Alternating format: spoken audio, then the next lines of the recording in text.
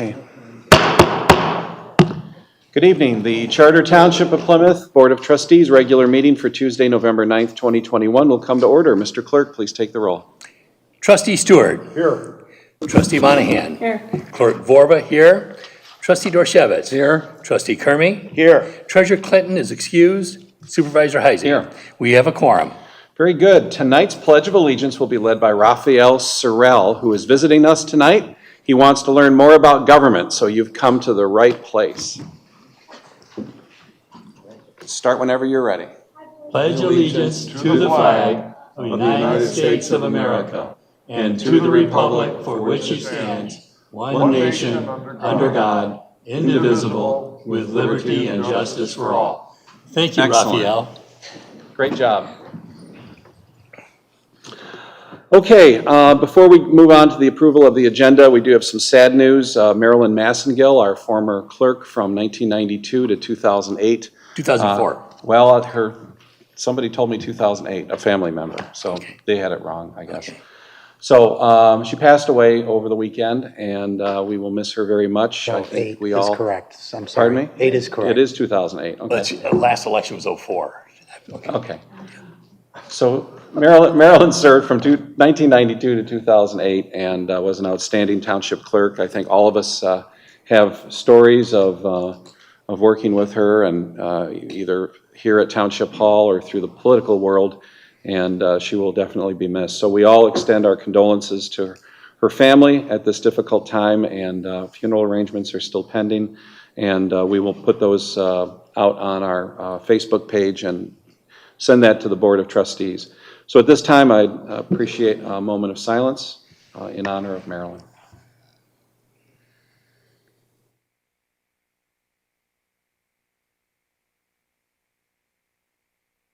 Thank you very much. Okay, I need an approval of tonight's agenda. Mr. Supervisor. Clerk. I move for the approval of the agenda for Tuesday, November 9th, 2021. Motion's made by Clerk Vorba. Is there a second? Second by Trustee Monahan. All those in favor signify by saying aye. Aye. Item D is approval of the consent agenda. There are a couple of items here from the engineer. He's here, Jeremy is here to answer any questions. If I hear no other questions or comments, then I will need a motion to approve the consent agenda, and that will have to be a roll call vote because we do have a couple resolutions on there. Mr. Supervisor. So I need a motion to adopt the agenda. That's what I'm doing. Okay. Oh, Mr. Clerk. Yeah. I move for the approval of the consent agenda for Tuesday, November 9th, 2021. Okay, motion's made by Clerk Vorba. Is there a second? Second by Trustee Monahan. Mr. Clerk, please take the roll. Supervisor Heisey. Yes. Trustee Kermy. Yes. Trustee Dorshevitz. Yes. Clerk Vorba, yes. Trustee Monahan. Yes. Trustee Stewart. Yes. Motion carries. Okay, next up is public comment, limited to 3 minutes. This will not be your only opportunity during the meeting. There'll be another opportunity towards the end of the meeting, and we do encourage questions on individual agenda items if they are germane to that particular topic. So would anybody like to comment at this time? Come on down.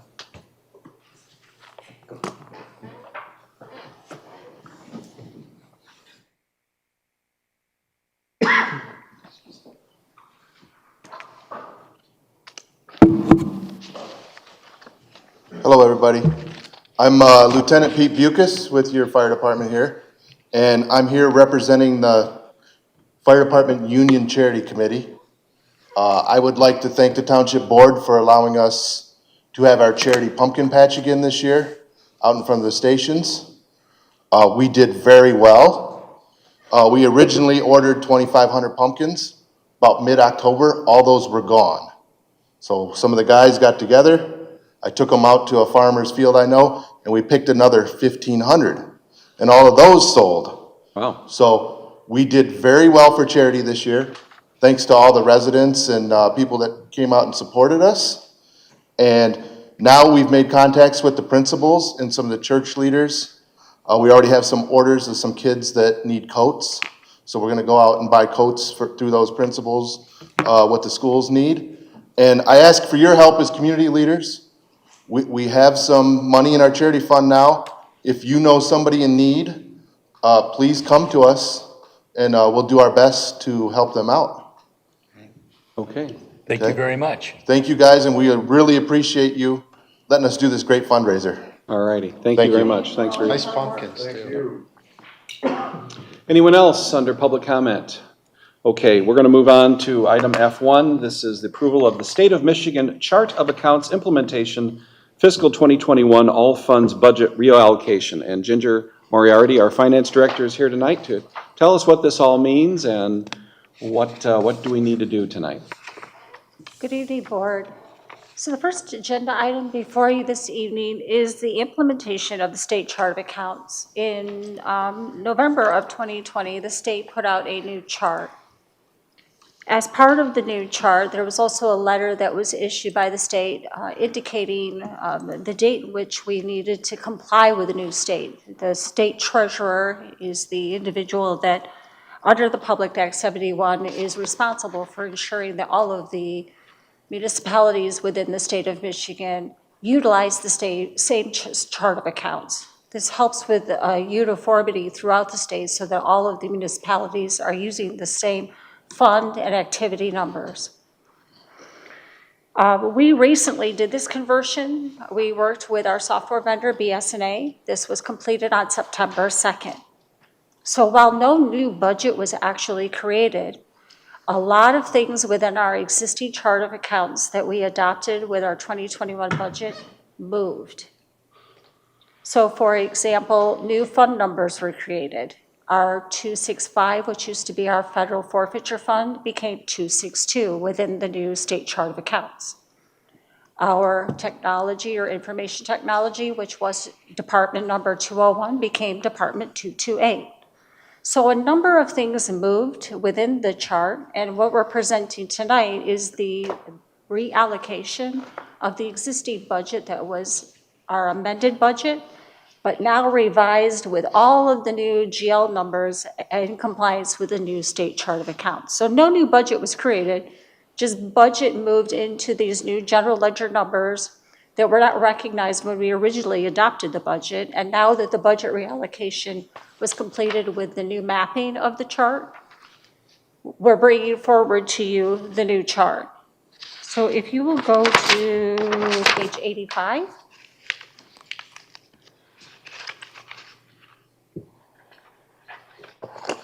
I kind of set this up the same way as we do with our adoption for our funds. On page 85 is our general fund. It shows all of the departments that were within the general fund. And at the bottom, it shows our 2021 amended revenue of $18,037,200 and our expenditures of $18,263,800. So this is the amended budget. This is what the amended budget was when we did the original budget for the amendment before the mapping, and this is what the amended budget was after the mapping. So again, no new budget was created, budget just moved. Just different buckets, Yeah, just basically. moving to buckets. So how do you reconcile this to what we actually approved 1 year ago? So what we approved 1 year ago was the adopted budget. That was in November of 2020. Since that time, we've had several budget amendments. So the budget amendment is what we ran the report for with BS&A, that we have the before the mapping, and then after the mapping is the after. So those two numbers tie. So there was no new budget created. It was the amended budget, the 2021 amended budget as of the last amendment that the board completed, which was around, I believe, August 24th at the last board meeting. Okay, so then does this document, this resolution, does this go to the state of Michigan, to the Treasury, or what? No, this is for the board to recognize the new departments within the general fund and to recognize the revised budget within the special revenue, the capital project fund, and our new enterprise funds. And then these are the same chart of accounts that we're using now in the 2022 In the budget. 2022, they're the exact same funds that you saw that we went through when we went through our budget preparation in September and October. So we used all the new funds and all the new departments when we prepared 2022.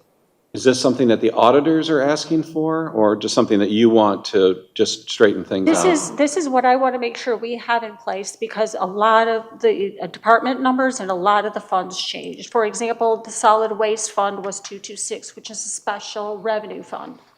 It was always recognized in our financial statements as a proprietary fund because it's a user fee charge. That fund is now 596 as an enterprise fund. So the fund number changed, the GL numbers all changed. It's still the solid waste fund, but it has been changed, and the GL numbers that we adopted when we adopted the budget are no longer 226 as a fund, but now 596 as a fund. So they've just basically been renamed. Everything's been renamed. So just It's also been for- recast. Yeah. You have, recast. it's not just renamed, Yeah. it's recast. Well, it was a proprietary fund or recognized as proprietary fund, but the numbering system has changed. The budget has moved into the new fund. I would like the board to recognize the new funds and the new departments. Okay, any other questions or comments for Ginger? On page 1 of 6 of the resolution you handed out here, That's for the 2022 adoption. All That's right, not for fine. the state That's something chart of different. accounts. all right.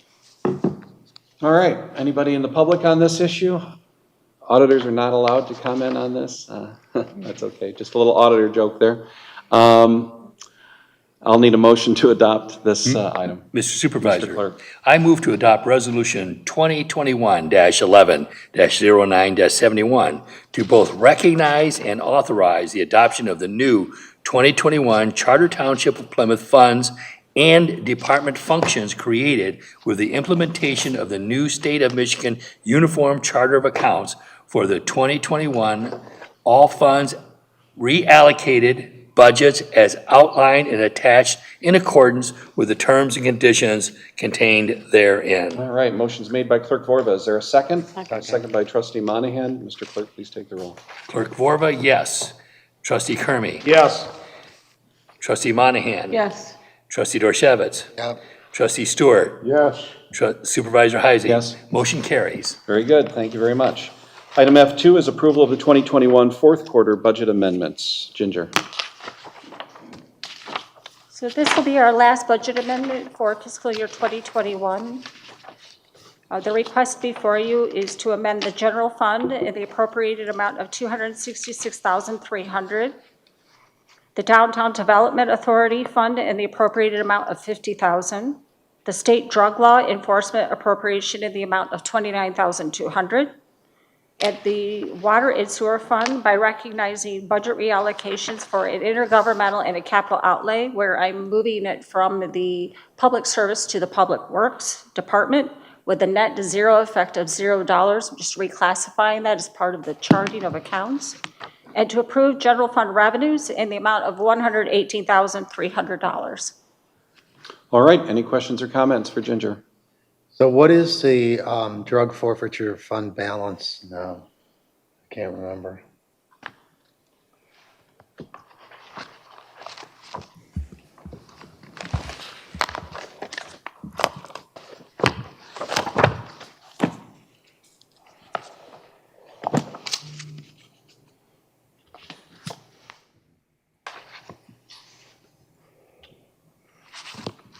It's okay if you don't have it at your.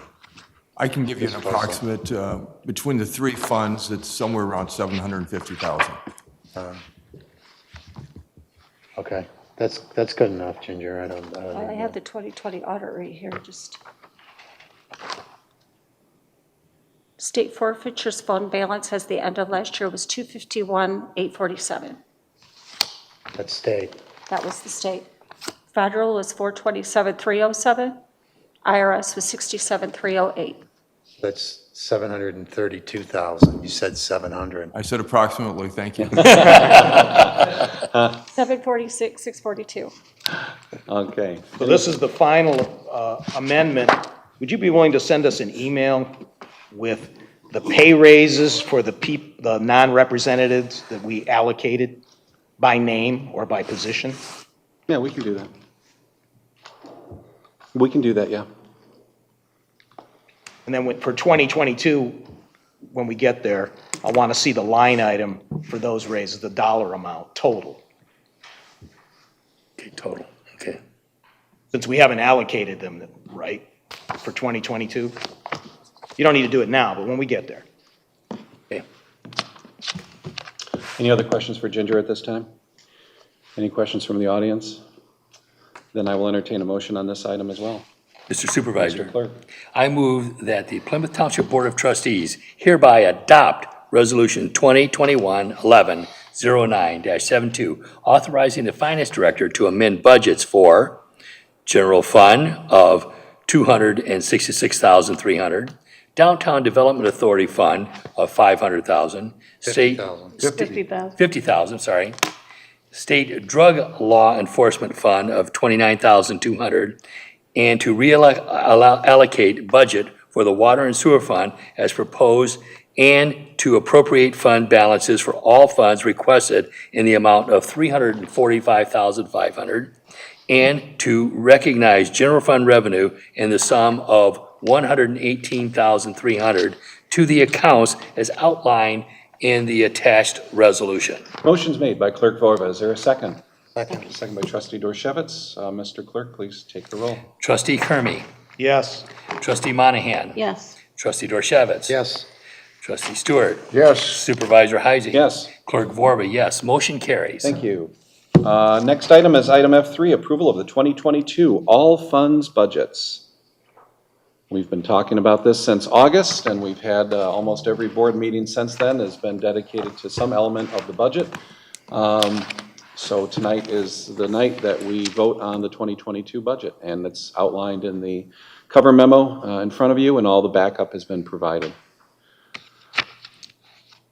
Any questions or comments?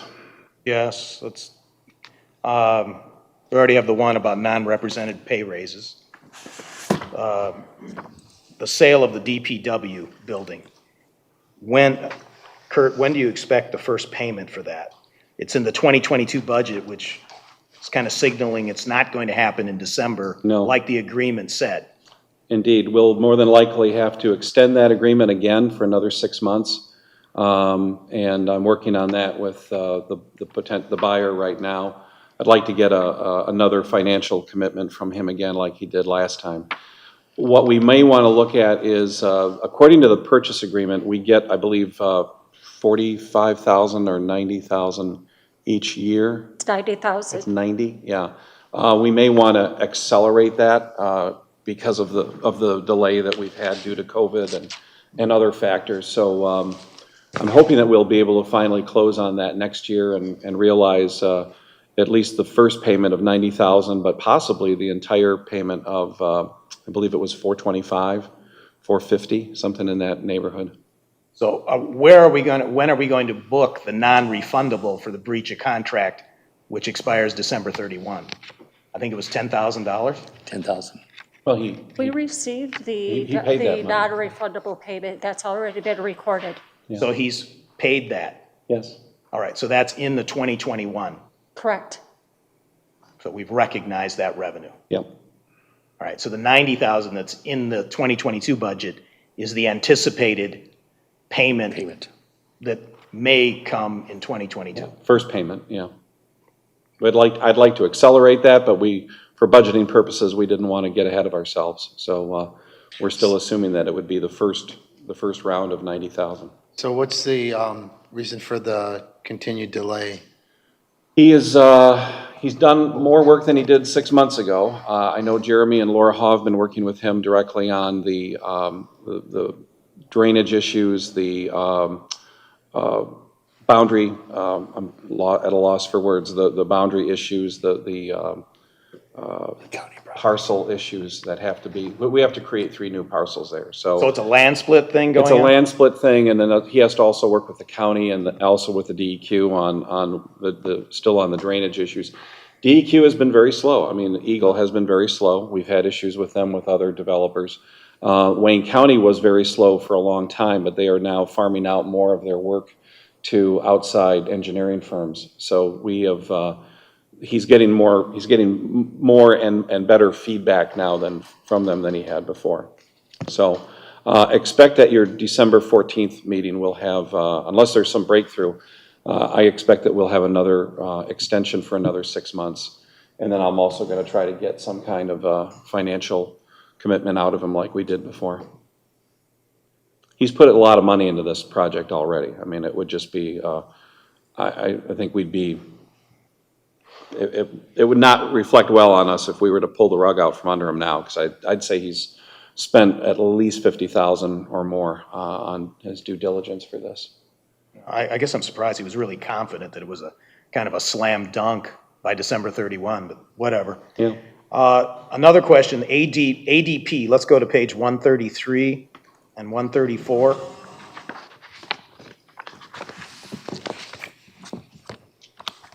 I'm just memorizing this because I can't sort through all these pages right now, but maybe you could bring it up. ADP was 58,750. That's the annual cost for the payroll module. Okay, that's annual, so that's 12 months. Okay, then the capital item of 83,200 to switch to for- BS&A. That's for Tell me the- about how that, That's for two items. That's for the firewall, and that's also for the possibility of implementing a new payroll module. If we were to do that, it would take approximately 6 months to implement payroll module. And if I were to assist with that, I wouldn't be able to do that until the audit was completed, which means we wouldn't begin that project till July. so you're assuming that we're going to have ADP for 12 months, even if you decide to switch, even if we decide to switch the module? And we have to go out for an RFP. We have to then look at different payroll modules to determine which one would be the best fit for the township. So there's a process that we would need to go through from January to June before we could even begin implementation. I thought you already decided that BSA was the choice. I'm not saying that I'm opposed to BS&A because that's the system that we're using currently for all of our financial software. It makes logical sense, but that doesn't mean that that's the only software vendor that's available, and we might want to take a look at other software vendors and make the best decision. So why do you want to change the payroll? Initially, it was because BSA software was more compatible. It's But if you go- compatible. It would directly link to our general ledger and our PO and our AP. It would post directly, We believe it would be cheaper as well. and it would also be cheaper. We wouldn't have the annual fees. It would be a small maintenance fee of approximately $8,000 compared to $58,000 annually. It would also require us to manually create our W-2s. There would also be quarterly filings of our 941 that the staff doesn't currently perform. ADP doesn't do the quarterly filings? The ADP currently does do the 941s, and they currently do the W-2s as well. Are we still using that time system for employees, which is ADP? Yes. Now, that's the expensive module. It was, at one time, it was $30,000. Is that the portion that's driving the price up? Well, as you remember, I know Treasurer Clinton negotiated that down a little bit after the first year. Right. So we did receive some savings on it, but We that were is, being gouged yes, for a long time. I would say that was a good word. Well, anyway, so we'll want to hear more about that. And then there's a sign for the Shear Cemetery at $2,000. Why would we want to, there's a sign up there already. You know, It's old and faded and have somebody nasty. paint it or whatever. Well, it may be, that may just be a I thought the case of- kids at the high school had adopted the cemetery and were, They're not doing, the teacher is no longer performing that function. Not? No. So it's really been adopted now by the Historic District Commission okay, and other volunteers. $2,000, I might paint it. Okay. Well, you never know. We might have to go out for bid, I don't know. But we're in the process of updating all of our welcome signs as well, which are that woody plastique material. And so as we go through that rehabilitation process, we may throw this sign into the mix as well. Okay? And we're doing it all, every one of the budgets that have to be approved are going to be approved right now as one lump. Yes. Yeah, on page 115 of the resolution, we're approving the general fund. We're approving the revenues in the amount of $19,206,500 and the expenditures in the amount of $18,937,300. On page 116, we're going to approve the component units in the total revenue amount of $577,800. The total expenditure amount of $532,400. Special revenue funds in the total amount of $3,800. Total expenditure of $248,400. And I just noticed we need to remove those parentheses from the expenditure before we sign it. Those copied over from my Excel. We're using fund balance, so those shouldn't be negatives. Okay. Capital project fund, we're revenue of $100,400 and zero expenditures. And total enterprise funds of $16,793,200. And total enterprise expenditures of $16,596,400. Okay, any other questions from the board? There's a mistake here. It says, wait a minute. No, never mind. That's right. Never mind. Any questions from the board or the public? Chuck? So the revenue that we're receiving from the administration fee, the tax collection fee, is continuing to rise up. It was 700,000, I think now it's 730. Is there any stomach to reduce that levy to 0.5% or something? Not tonight. So how do I get that on the You'll have to agenda? wait till next year's budget or talk it over with Mark in the future. Do you know how that works? Is it what you is it collected by calendar year?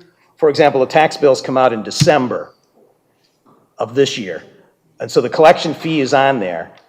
So where is that collection fee for the December bills allocated for which budget? I don't know how to answer that. It's a percentage of the tax bill itself, and Yeah. it's based on. Right, no, but I mean, all right, There's a July 1st tax bill and a December 1st tax Yeah. bill. So it's twice. And then Right. I don't know what the levy is. It's not 1% here. No, no, it's under. 0.95 or 6 or something. So it'd be 0.95 of whatever the tax levy Right, amount but I'm is trying to for the understand bill. where Where's the the revenue is allocated to which year. Because the December bill is really for 2022 taxes, right? Based on the budget that we have anticipated for the. Right, so that's what I'm trying to understand. Where does it, the July bill is allocated, July 2021. It's Where did 2021. Okay. And then December 1st is 2022. All right, that's the question I'm trying to ask. All right, so it's December 1st bill is allocated to the 2022 budget. Fiscal year, yes. Fiscal year Because budget. it's collected December, January, and February. So it's due February 14th. Right? So that would be our 2022 collection, and that's our revenue for 2022. All right, then the July bill collected on September 14th is then 2022 also. In 2022. Okay, So that admin fee would be 2022 revenue. all right. Okay, any other questions from the board or the public? Then I will move to adopt Resolution 2021-11-0973, authorizing the adoption of the 2022 Charter Township of Plymouth General Appropriations Act for all funds and the 2022 budgets as attached, in accordance with the terms and conditions contained therein. Is there a second? Second. Second by Trustee Monahan. Mr. Clerk, please take the roll. Trustee Monahan. Yes. Trustee Dorchevitz. Yeah. Trustee Stewart. Yes. Supervisor Heising. Yes. Clerk Borba, yes. Trustee Kermy. No, Motion carries. Okay. Item F4 is cross-connection control contract. Director Felrath is here tonight. I think we also have a representative of Hydrocore.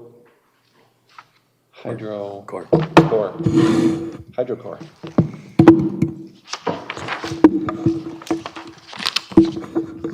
Can you hear me? Yes. Okay. You still here? Yeah, just raise your voice a little bit more because we. Hold this like a microphone? No, it should, Nah, it should pick up. that's not necessary. You're tall, you're far Just away. project. All right. Good evening. So I'll provide some brief background on this topic. And we do have a representative, a vice president of HydroCorp, which we'll talk about real soon. It's the recommended professional services firm.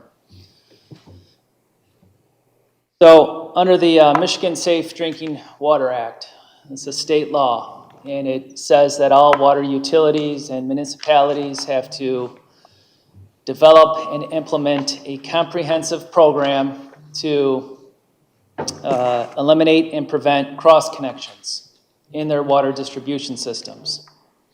So a cross connection, it can be thought of as a plumbing term. It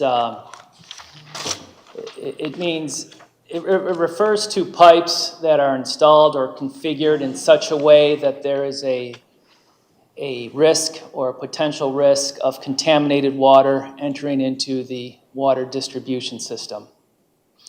And up until now, the state has allowed municipalities to simply include the industrial and commercial accounts in a cross-connection control program. So for instance, our current program where we inspect facilities and ensure compliance under the state law for cross-connections, it only includes the commercial and industrial accounts. Recently, around 2019, the state has started to require all water utilities and municipalities to include residential accounts into the cross-connection control program. They've indicated that that requirement has always been under state law. State law says all cross-connections has to be included. It doesn't distinguish between customer class. For whatever reason, they haven't enforced it until recently. Perhaps they thought commercial industrial accounts were high priority. Now that everyone has those under control, now they're focusing on residential accounts. So in response to that, all our surrounding neighborhoods, neighbors have implemented a residential program, and now it's our turn to implement one too. We recently met with the state. I met with them to do a audit of our water distribution system.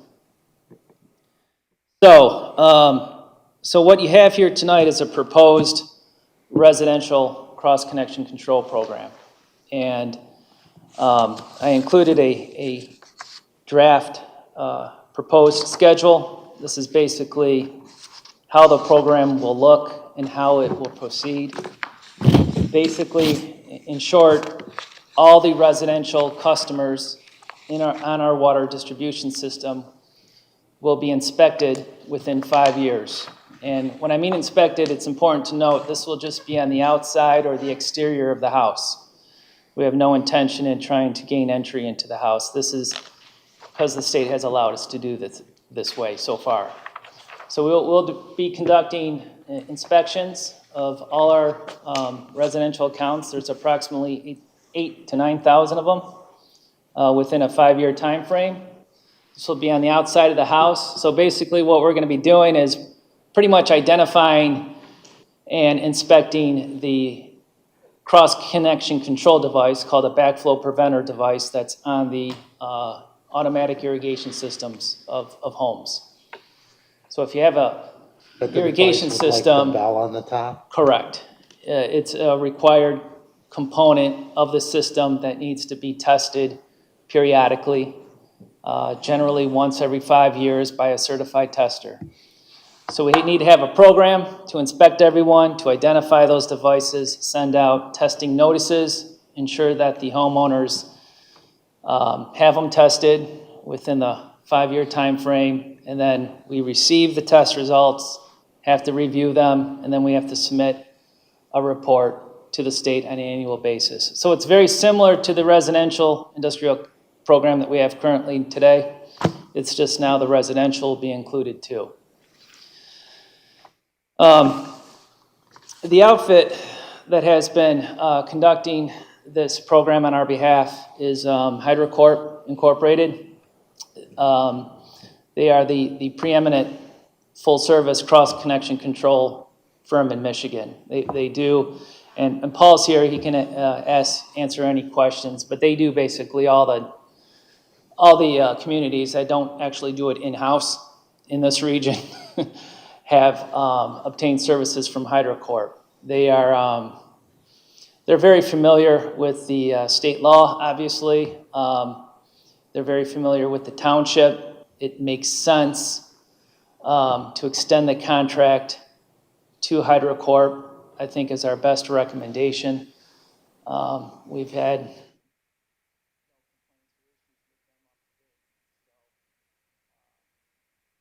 program will include, like I said, inspections, all notices, and even a public education piece, because there will be an effort to do outreach before we launch the program, which the inspections will likely occur in March or April of next year.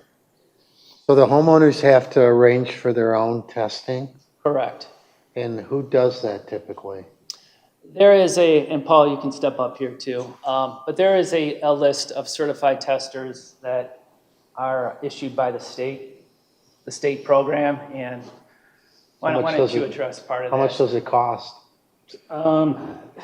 It $50 to varies. $100. Sorry? $50 to $100. Probably, yes. 50 would be on the low side. Right. Yeah. 100 on the high side. 100 would be high for residential, I would think. So everyone with an irrigation system is gonna have to get it inspected and incur that cost? Yes. Once every 5 years. That's what the state will allow, yes. So you wouldn't want to do it every year.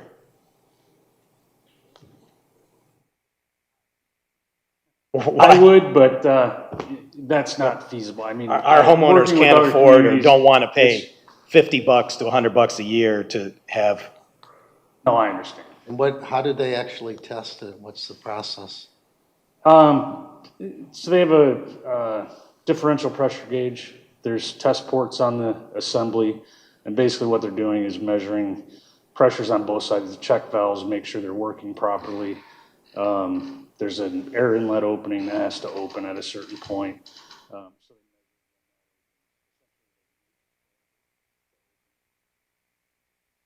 So do they test it when the system is full or empty? Has to be under pressure. It's under pressure. Yeah, so preferably we would want them to test So it's gotta be, at the beginning of the Yeah. irrigation season. yeah. And that's why I think in Patrick's outline of the program, year one, we're gonna find them, and then that first batch, we would send test notices in that second year. August, September, we want it done in early June, whenever it's warm enough, they start turning on their. so are you taking questions now or you're still presenting? The only point I would say that the proposed contract is a 3-year contract. It does have 2 one-year automatic renewals. But it's a 3-year contract that's being proposed. Is there a reason why we wouldn't have a 5-year contract, since you said it's going to take about 5 years to get through all the homes? Yes, and well, it's a 3-year contract with 2 one-year automatics. If everything goes well, it will be a 5-year contract, but if we have issues or something comes up. So on page 164, on the renewal, section 4.2, the inflation escalator is confusing. So let's kind of talk about that. So renewal, any increases in pricing for each of the renewal periods will be equal to the consumer price index at the time of renewal, or 5%, whichever is less. So 3 years from now, are you going to accumulate the index from today over those 3 years? Or this is not clear, it doesn't say that. Or are you planning to say, all right, 3 years from now, the consumer price index is X, which is a number, it'll be in the 200s, 235 or whatever it is. And then there'll be a delta, a difference. And that's how you determine the inflation. So it's confusing here whether you're going to sum it or it's going to be the one-time thing. At the time of the renewal. So if I renewed today, what's the rate now? 5 point something? Well, that's the 5.4. change. Okay. Yes.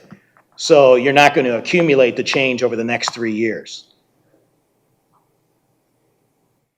All right, you may need to clarify that a little bit. I don't know, you guys give me your opinion, you're all attorneys. Is this clear how you would calculate it? haven't. Well, the motion, I do intend to give this contract to our township attorney to review before we sign off on it. So that's section 4.2 on page 4 of Hydro's document and page 184 of our PDF. So this is about $50 per household is what it's costing us, because you're going to do 1,900 households minimum, so 2,000 for $100,000, right? So we plan, or we haven't talked about this, we plan to spread the cost of this 100,000 a year over everybody, including those who don't have a home's watering system. I guess we need to talk about that a little bit. Or, should we put a line item on those that have the home watering system? They get to pay the $50. And those who don't have it, we just use hose bibs. And then I have another question about the hose bibs. So let's have some discussion. I don't know what other communities are doing. Hopefully you do. What is Canton doing? What's Northville Township, Livonia?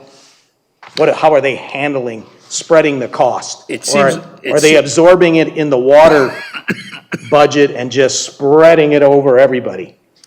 It seems like it would be a nightmare to try to isolate each individual one. Wait a minute, Jerry, that's what we're paying them to do. They're isolating every address, right? That has a sprinkling system. Please speak up, I can't hear you. We'll, as part of the program, we have to look at every home. So it's not just gonna be, hey, we can pull out who we know have irrigation and focus on those. Every house has to be looked at. Right. So everybody's part of the program. To determine if they have an irrigation system. Among other things, yes. That is the main concern. Because they're the only ones that are going to need the plumber to come and do the $80 test. Yeah, potentially. I mean, we could find something on a pool, we could find something on a ornamental pond. It just depends. That's why, like I said, everybody's included in the program. And we're not just stripping out those with irrigation systems. I'm just trying to understand this. And then the hose bibs, you're going to distribute what method for free? The hose bib vacuum breakers. Yes. How are you going to distribute them?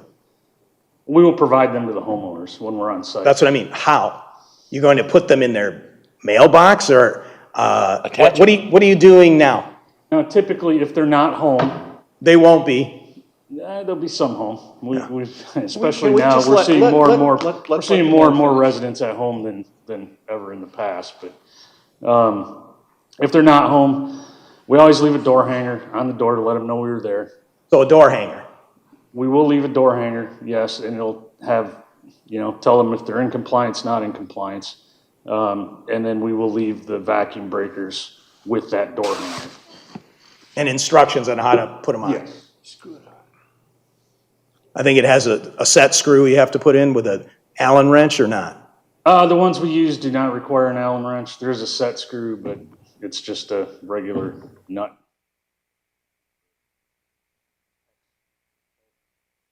And that's included in the price of this contract? Yes. I think it said up to 4 per home. Yeah, up to 4, and that pretty much covers most homes, so. Yeah, so that'll be for people that have non-vacuum protected hose bibs now. Correct. Oh, there you are, okay. The one on the left has a vacuum breaker there, and the second one over, yeah. How do you know, Patrick, that since this is a no-bid, $300,000 contract, how do you know that it's competitive? Pretty much based on my discussions with our surrounding communities. Who are using the same They company? did the legwork on They're using the same work. company, right? Yeah, we're not by any means the first neighborhood, or the first community. We're one of the last, in my opinion, in the region. We've been holding out the longest. Okay, any other questions from the board? I just want to make one comment, and that is that this is a state mandate. This is not something that the township is doing to keep ourselves busy. All of our other communities, as Patrick pointed out, are way ahead of us on this. I'm on Facebook with Canton and Northville Townships, and I know that they are continuously updating their residents on the progress of their program. If we do not comply with these state mandates, we're susceptible to fines and penalties, which we do not want to incur, because that would certainly be passed along to our ratepayers. So this is one of the after effects, frankly, of the Flint water crisis. And while it does not necessarily involve lead, it does involve public health and safety in the water system, which is a paramount concern to the state of Michigan. And we are all in this to comply with these mandates. And I believe that I think Chief Phillips. In your experience in another community, I believe you're paying about $80 every 5 years for this? Yeah, that's, no, not every 5 years. In my community, it's every 3 years. Okay, okay. So again, it's a regional thing. Most communities are way ahead of us, and if we don't comply, we will be in trouble with the state, and we don't want to see that happen. So one more question. How will you notify residents who will be very concerned that somebody's snooping around their pool heater in the middle of the day? So we send out a notification stating when we're going to be in the area. So they'll get a letter in the mail. It will tell them, because these are exteriors, I believe it's what week we will be in the area. So they will get a letter. It'll have some information about the program, some directions for them to find more information if they need it, linked to our website or your website. We try to be as visible as possible. We do have, in many communities, we use sandwich boards. If we're going to be out in one particular subdivision, we can put sandwich boards out at the entrances to let them know that we're there on behalf of the township. They'll have bright orange vests on, ID badges. So they'll be very visible, and we will notify the residents. When would you expect to start in the spring? Is this something that's done during the winter or no? I would say anymore, yes, we're doing them in the winter, doing the inspections that we do in the winter, because we've got so much work in the area now. I would anticipate probably 2 to 3 months after the contract was approved. That gives us time to create a lot of get as much public education out as we can. And we can assist. We can set up a specific website for the township that we host, but it'll look and feel like a township website. Okay. And it'll have all your specific program information on that website, frequently asked questions. Will you have a map of some sort so that I know when you'll be in my neighborhood, or is that too precise? We can do that. First, we would have to work with Patrick and figure out how we're going to divide up the township. And then, yes, on your website or ours or on your Facebook page, we can post out, these are the zones for each year, 2022, 23, 24. For example, we do that already with sidewalk program. We do that with Right. street sweeping. We do that with other services. Yeah. Trash, Yeah. obviously. Yeah, and one of our more recent, West Bloomfield Township, did the same thing, and they've just got a map up on Yeah. our hosted site that says, here's where you are. Okay. All right. Any other questions from the board, comments? Anybody? John? Thank you, Mr. Supervisor. This is a state mandate. An unfunded one. And Aren't they all? we want to cooperate with that. It's required. And Mr. Fellrath, this is in your best interest. You're saying this is your recommendation, and this is in the best interest of the people of Plymouth Township. Therefore, I will vote for this contract, this resolution. I'd like to briefly, and I will even time myself, talk about the subject of water. Michigan had a major 60-inch water main break in Farmington Hills. For 5 days, they had to boil their water. In Farmington Hills, Novi, Commerce Township, and Wall Lake. When was it? last week. Last week? Yeah, last night it was national news. I hosted a town hall breakfast with Dr. Monahan and Atisha here for over 90 people attended 4.5 years ago. I was born and raised in Wyandotte, and we had our own generator and our own plant, and my uncle was superintendent of that plant. If you monitor it and you regulate it, there ought to be no problems with the quality of the water. Now, there's $6 billion sitting on the table, and I know our hypersensitive, knowledgeable supervisor would love to see the governor and the state legislature come to agreements on water grants, for water and sewer grants. There's $6 billion. Tomorrow, the state legislature adjourns for 3 weeks until December. They're going on hunting break. Ohio's governor, DeWine, came to an agreement with his state legislature, and he's touring the state, large cities, Cincinnati, Dayton, Columbus, and small burgs, handing out water grants. I would hope that we would be in line and be prepared. I'm an Eagle Scout.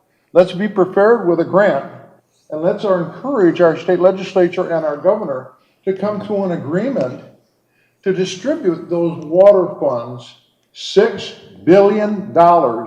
Ohio did it already. So I just want to put a macro picture, and I know our chief of fire chief here, lives in Farmington Hills, and maybe he had to boil water this past week for 3 to 5 days. But there was a major break up there. So, Okay. Thank you. Thank you. I object to the term that I'm hypersensitive. I never thought I was, but. You're the sensitive That's type. a good thing. Oh, okay. That's a good It means thing. I care a lot. All right. Okay. Puppies. I'm just super sensitive. Okay. All right. Any other questions from the public or the board? Okay, I need a motion on this. Mr. Supervisor, I move to approve the professional service agreement between the township and HydroCorp for the implementation of the Cross-Connection Control Residential Program and authorize the supervisor and clerk to sign the agreement contingent upon legal review and approval of the township attorney. Motion's made by Clerk In Vorba.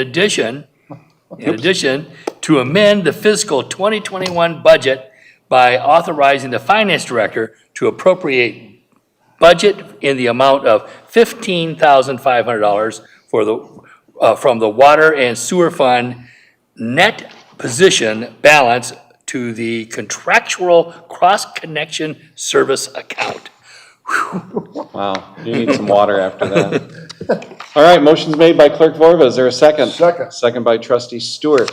Mr. Clerk, please take the roll. Supervisor Heisey. Yes. Trustee Stewart. Yes. Clerk Vorba, yes. Trustee Kermy. Yes. Trustee Monahan. Yes. Trustee Dorchevitz. Yeah. Motion carries. Okay, thank you very much, gentlemen. All right, what we're going to do now is we're going to do the interviews for auditing services. We're going to take about a 10-minute break. I freaked out when I looked at the clock because the clock says it's almost 9 o'clock, and it's not. We haven't changed the clock yet. So we're still in good shape time-wise. What we're going to do is we're going to start with Raymond, and we will sequester the other firms out in the hallway, and then we'll call you when it's your time. So we're going to take about a 10-minute break, and then we'll bring Raymond in here and get them all set up. And then our guests here, you can stay if you want. It's going to get even more boring after this, so we're going to be doing interviews. It is interesting. You'll learn about accounting. You'll learn a lot about accounting that you never knew. So, Jerry, what are we doing with the TV right now? Are we off or on or what? Because I would say we should definitely turn our mics off. Everybody, turn it off.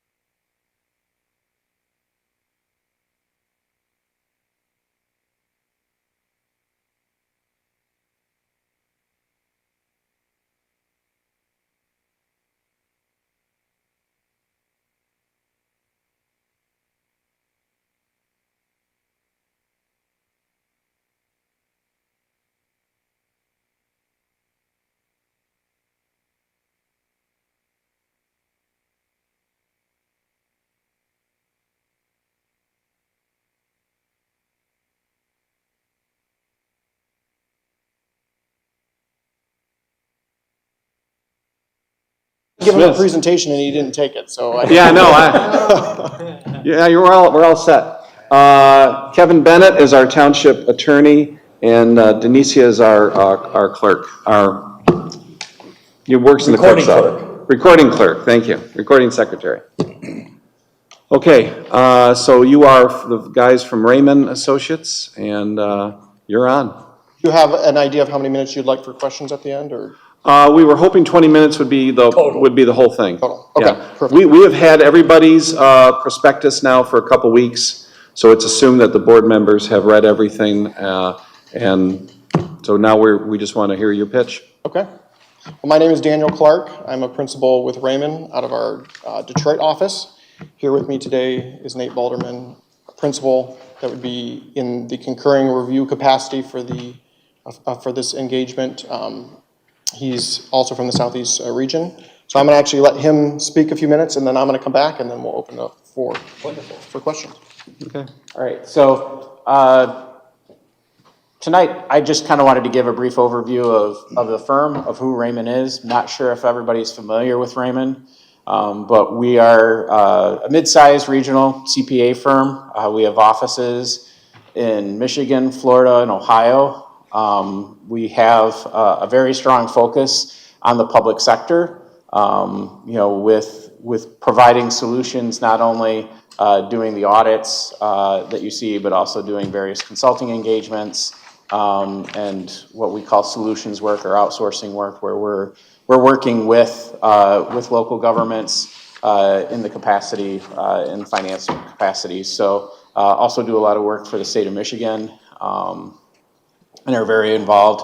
I'll also say when you look at us as a firm, overall, we have and had for decades a focus on government in Michigan, very involved in various sectors in Michigan, include working with the MGFOA, representation there on the board, at the board level, also with their various committees.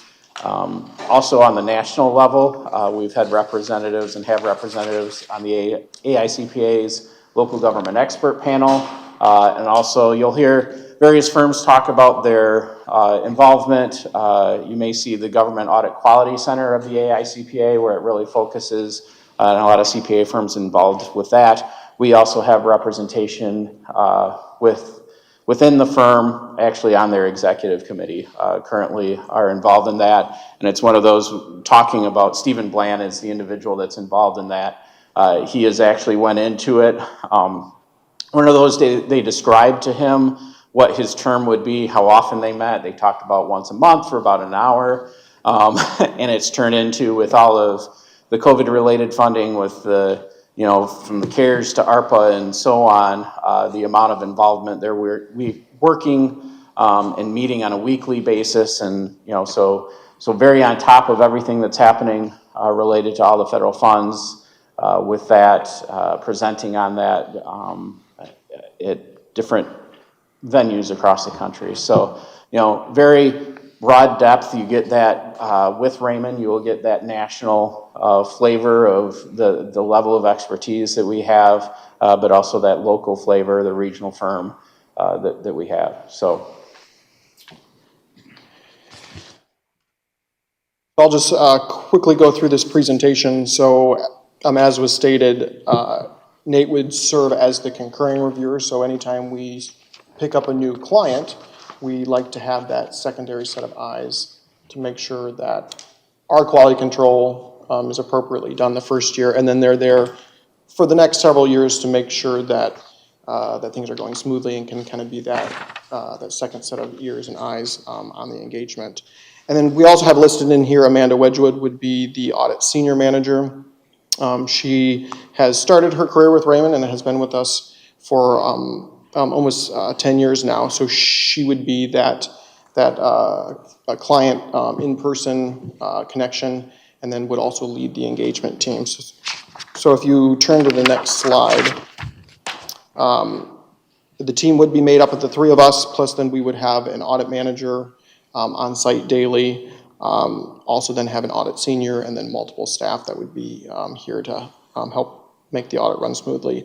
And I know through COVID, we've done somewhat of a hybrid approach depending on the client, whether they like remote, in person.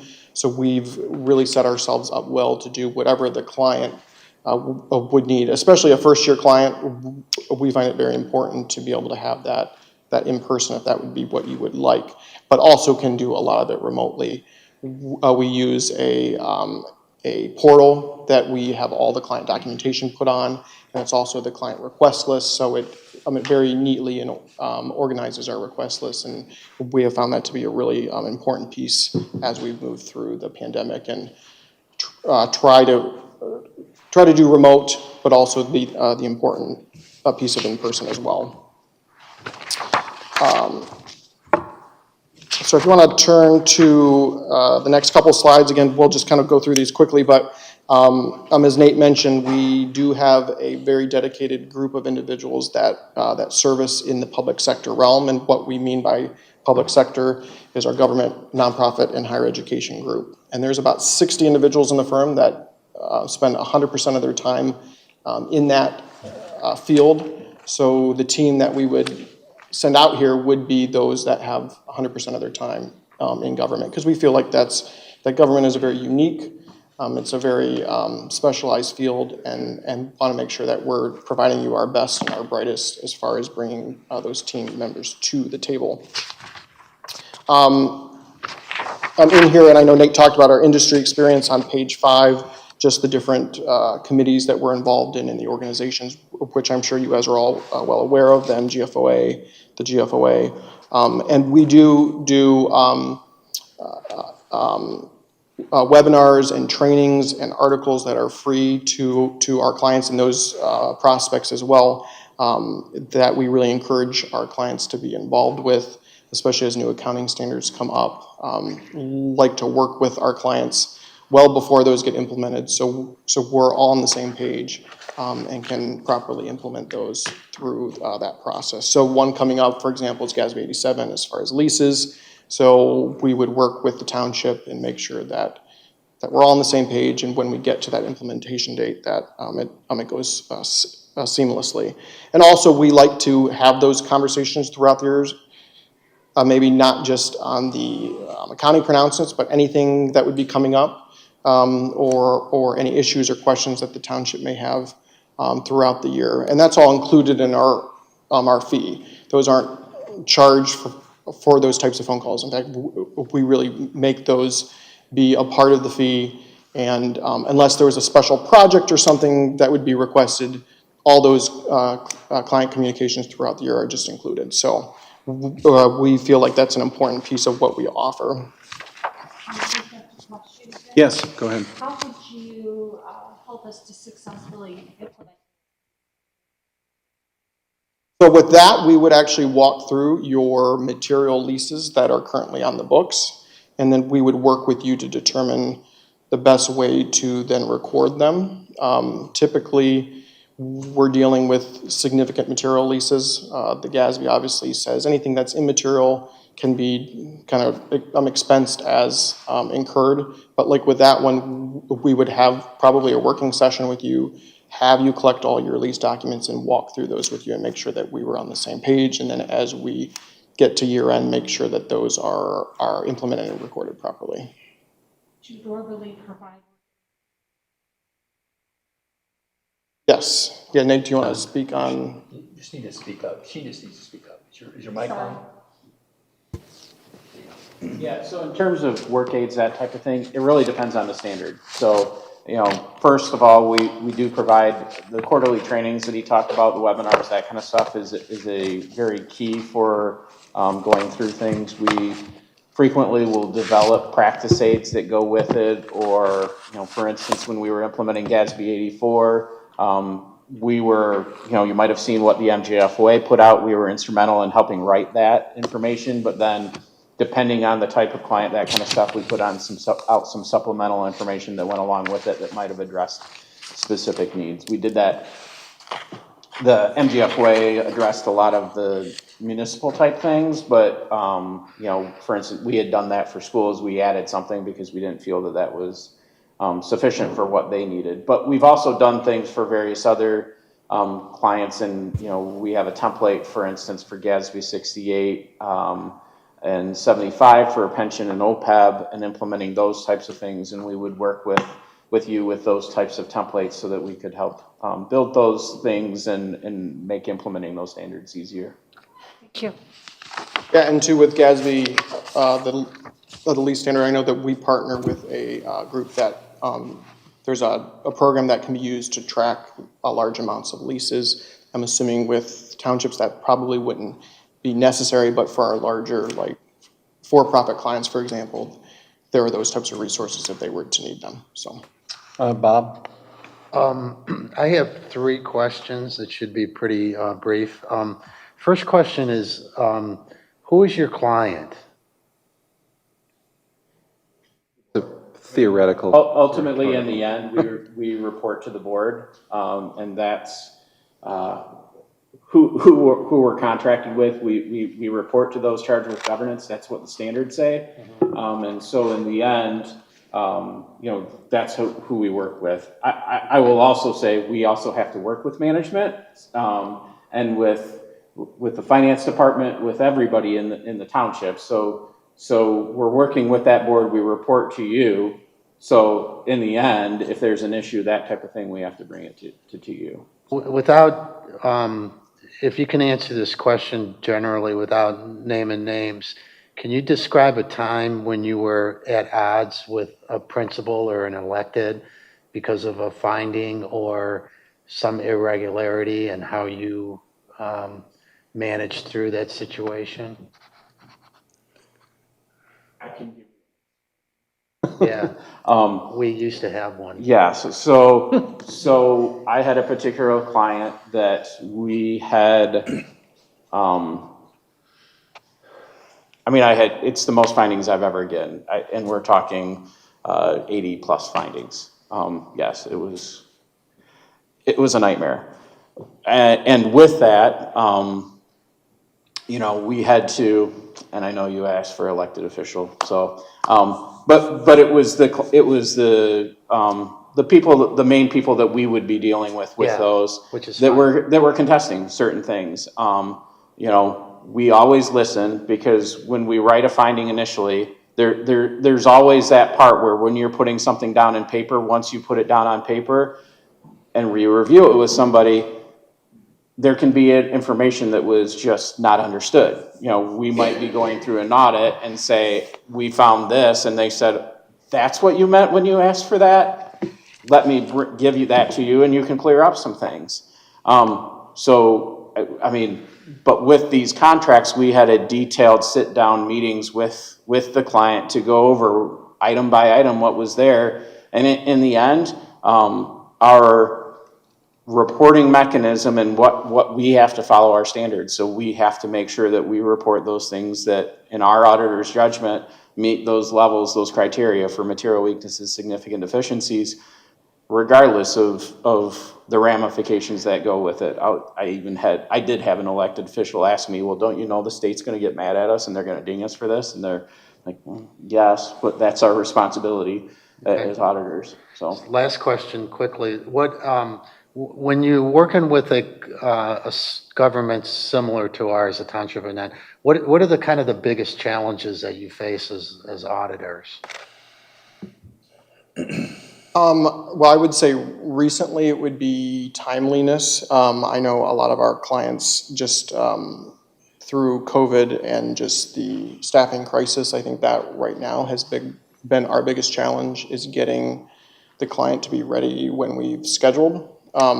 Because obviously we have many clients that we're servicing, and we talk with you and we work on a date, and that date isn't then followed through by the organization, is then very difficult to then readjust the schedule. So like that, I think, has been our biggest struggle with clients these days, is to make sure that they're staying on task. And I think that we've done a good job with the portal and to help manage that process. But yeah, I would say that would be the biggest one recently. Yeah. Do you have any other? And I would say the key to that is upfront communication and making sure that there's a good understanding of if there needs to be a shift in timelines. I think a lot of it's the challenges that we're seeing in the industry of qualified individuals, that kind of stuff, but a lot of it too is all the extra things that we have to do. You have ARPA funds and all these federal funds that you've never had before, and you have to plan out how to spend these, figure out how you report, and you're working on interim final rules that aren't final. They're not final. I don't know the terminology they're using, but you're guessing, and you're trying to plan out things based on all of this things, and there's this anxiety about getting things spent, about doing things, and finance departments especially, I think, are stretched thin in those regards in a lot of ways. So Now, communication is key. Thank you. Plymouth Township is a very lean organization. So Ginger Moriarty is the finance director. Carol Roshan in the back is the deputy finance director. And then that's basically it. I mean, you've got, some staff, but that's all you got here. I mean, we're a very lean operation. Ginger does a phenomenal job, very detail oriented. Personally, as supervisor, I'd like to see audits done on or before Memorial Day. That's the goal, the standard that we have set over the last several years. Before we came into office, audits were not being done at all, or they were being done late, and we were losing state funding, and it was a mess. And so we never want to go back to those days.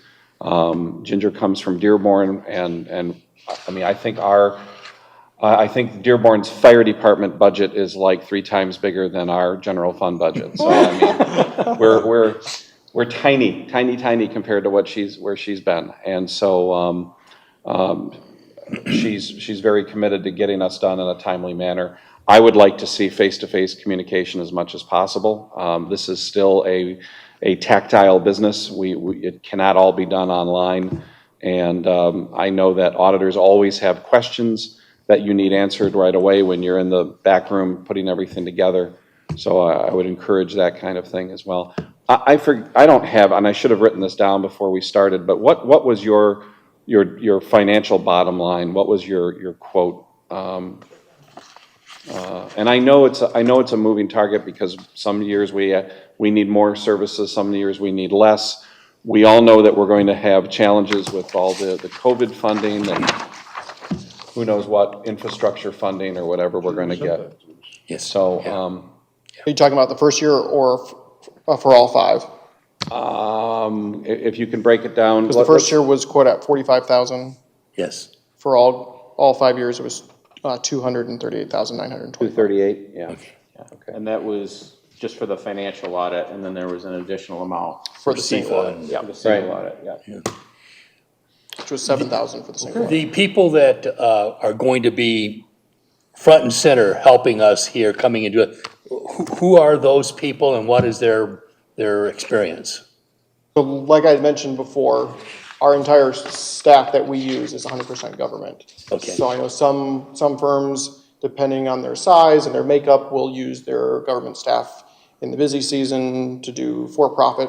We have found it really important to have those folks stay in our industry because there's very specific nuances with GASB and all the federal requirements and such. So everyone from a senior manager down to staff level would be that 100% and that has started their career and has stayed in the government.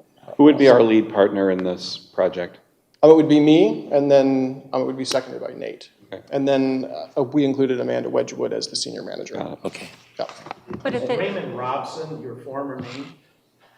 It's kind so Raymond LLC is kind of the parent company, and Raymond Robson is technically the CPA firm. Technically, our report will be issued as Raymond Robson LLC. Okay. You were our auditor in the 90s. From 93 to about 98. 98, yeah.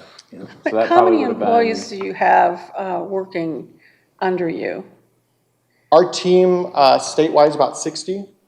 And our team in Southeast is 15? 15 or 16? Yeah, 15 or 16, yeah. Yeah, so part of why we didn't put the individual staff in the proposal is because we don't know the specific timing of when your audit will be. Honestly, we don't know your specific needs. Some of who we involve depends on whether it's going to be 100% in person, whether it's going to be remote, that type of thing. So, we have a large staff that we're able to to shift, but again, they all have that high level of experience that would be able to service the township, so. And they specifically have that experience in the municipality instance?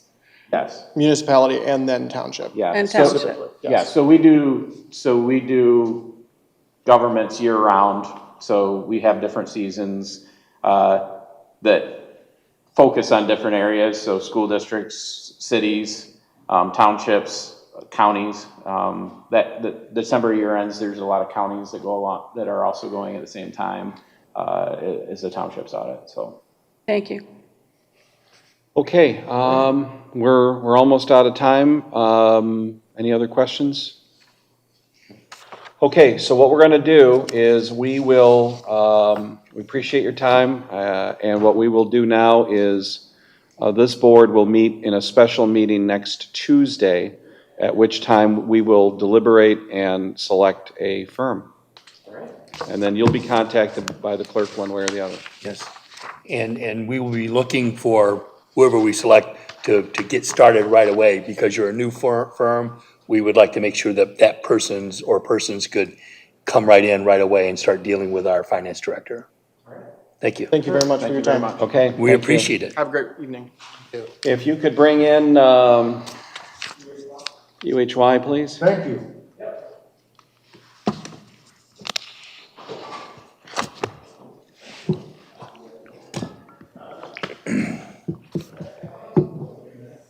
It just got cold, it seems. Next up to bat. UHY. Yeah, like underneath. There's a brawl going on out there. Yeah, good. Remember like an Anchorman when when they all start battling each other? So it's all the fight of the I gotta make accountants. a little positive disclosure on this one.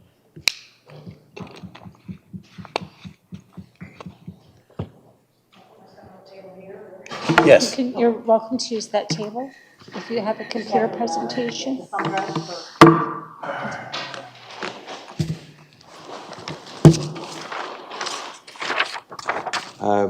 Good evening.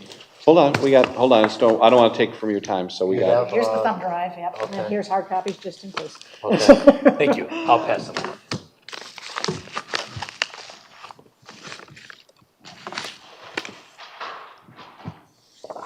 I got mine ahead of time. Pictures ahead of time? Well, you're. And then another one? You want two? You're very smart. You read two at the same time. No, it's not. I received a copy this week of hard copy. I guess the old lawyer in me. Now, what you're handing out tonight, is this different? That's a quick presentation. Okay. Thank you. How are you tonight? Good, how are you? I'm fine, thank you. Chief, how are you tonight? Good, nice to see you. Okay, so before you begin, we're just going to do it's presumed that all the board members have already received a copy. I sent them out a couple weeks ago, and I think everybody's had a chance to go over everything.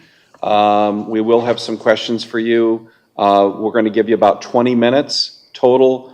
That would be both presentation and Q&A. So, but we have reviewed your documentation. Thank you. Okay, so your time will begin now. Thank you for the invitation. Hi, my name's Ed Plawecki. It's kind of nice that I'm making a presentation for a change a little close to home, since I could almost walk here. I have been a resident of Plymouth Township for 27 years. As I look at the board, obviously there are 2 or 3 people I've met several times, and actually there are 3 people I've probably known over 35 years.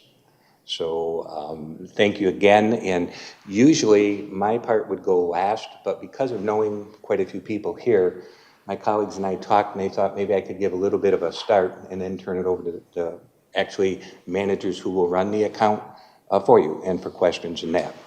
But, you know, obviously all of the firms that you're bringing here tonight, all 3 firms, are excellent firms. And any of those firms would give the township good, credible, professional services. Why should you select UHY? Well, we do think there are a couple of different things that maybe sets us apart with respect to audit and advisory services. I'd like to just quickly touch on maybe 3 things, please. One would be municipal internal operational knowledge. While we cannot provide, obviously, consulting services, because you would not have your independence under the standards, we can give advice if somebody needs advice. And a couple of things that we have in the firm that another firm might not have is actually in our firm, we do have a former Parks and Recreation director. When we talk about internal operational knowledge, a former deputy mayor. We do have a controller or two, and actually we just placed a controller into West Bloomfield Township, which is the second largest township in Oakland County, 22nd largest in the state of Michigan.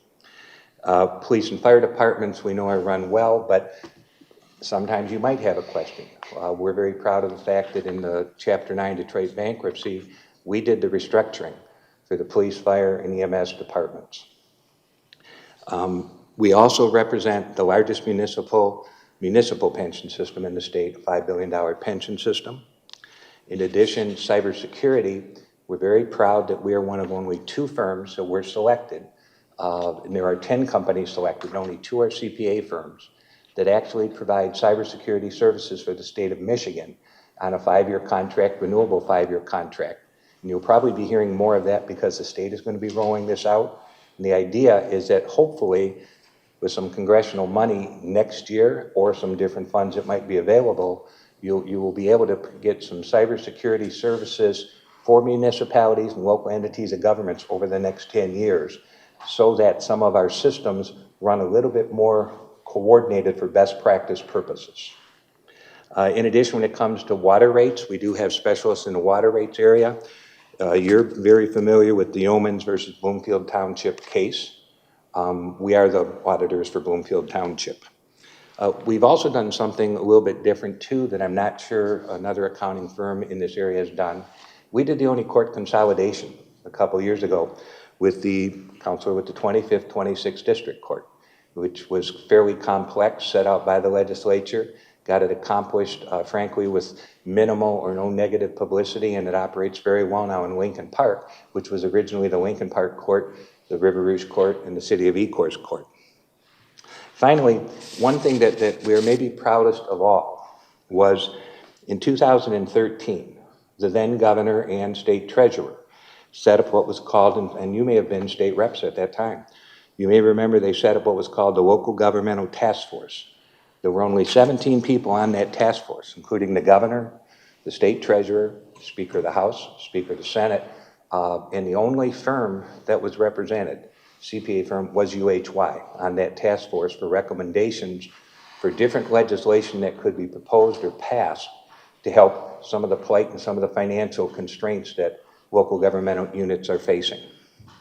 The second thing I'd like to talk about, second thing is very quickly just, we are leading subject matters in many areas that I've just pointed out, but especially right today with the CARES Act and the ARPA Act.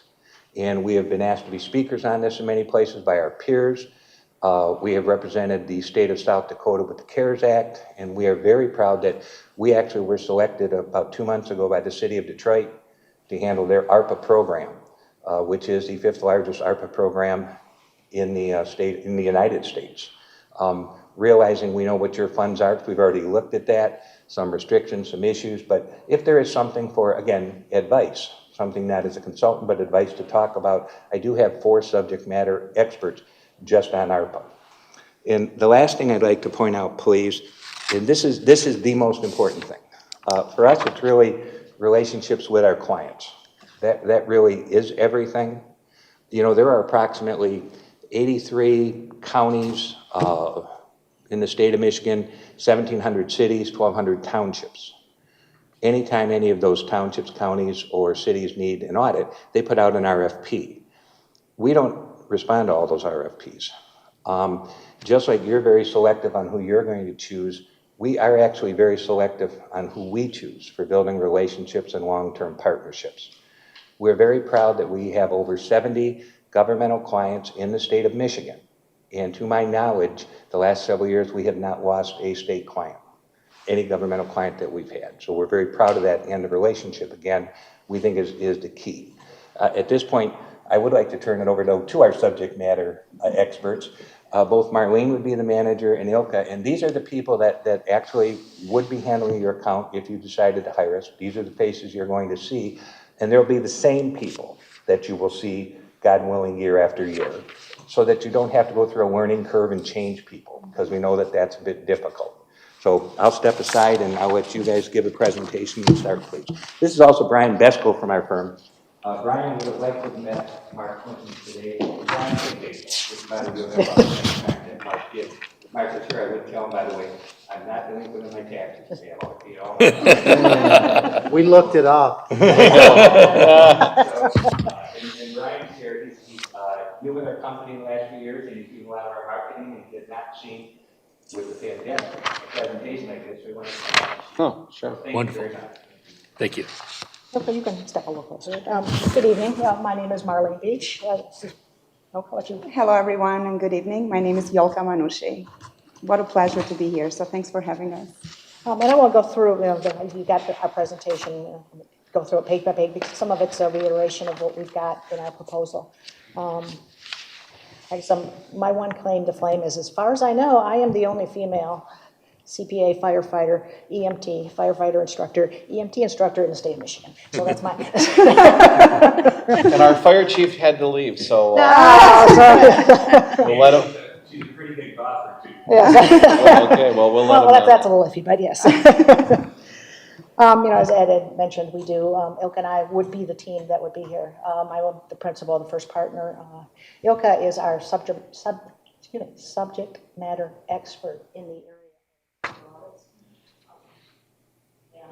Let her go into a little bit, of what a single audit is, what it entails. Won't give you all the details, but it's a very difficult audit. And Ilka and I are both certified by the AICPA as single audit specialists. That's a course that we took. It's only offered if you've had X amount of years. It said 7 to 10 years of single audit experience. And what a single audit is maybe I'll let you explain it a little bit. Sure. Hi, everyone. Again, my name is Yolka Manushi, and I've been in public accounting for 15 years, so I guess time goes by and flies by when you love what you do, so I'm very proud of that. Since the early stages of my career, it seems like single audit has been my focus, and as Marlene said, we proudly hold the AICPA's second level of the certificate, which is awarded to auditors that have a certain experience on engagements that require a single audit under uniform guidance. We're also proudly to say that our Michigan offices in Michigan, we complete about 50 single audits in a year. And our main focus recently has been the CARES Act funding and the ARPA funding, which is a brand new funding. And it comes with a lot of requirements, and it requires a lot of knowledge for the clients and for auditors to get accustomed to. Also, Marlene and I and our team regularly speak at the AICPA or MGFOA audits as well for CPE classes, and so we hold a great experience when it comes to single audits, and we're highly proud of that. Thank you. You're welcome. There's also, one of the slides just talks about what are our industry experience. We've got a list of our clients. If you want me to switch, just say switch. Oh, sorry, yeah, if you could. I think Ed went over it a little bit. We currently have 5 offices in the state of Michigan, and this is kind of regurgitation stuff, but Okay. Ed went over this in the next slide if you want to jump to that. And what office are you all based in? Ann Arbor. Okay. Ann Arbor? Ann Arbor, yeah. I work at most of our offices. I'm based in Farmington Hills. I do a lot of work in the Ann Arbor office and also the Detroit office. Where's the company's world headquarters? Company's world headquarters, which serves at Farmington Hills and Sterling Heights. Farmington Hills and Sterling Heights, yep. So like I said, as Ed mentioned, this is our list of the clients. And if you want to go to the next one, there you go. This is one of the things we're very proud of. We are very active in the government field. I've been doing government audits most of my career. Been doing it a little bit longer than Ilka. I've been in this almost 40 years now. But we do serve on the MGFOA. We serve on the Michigan Municipal League. We are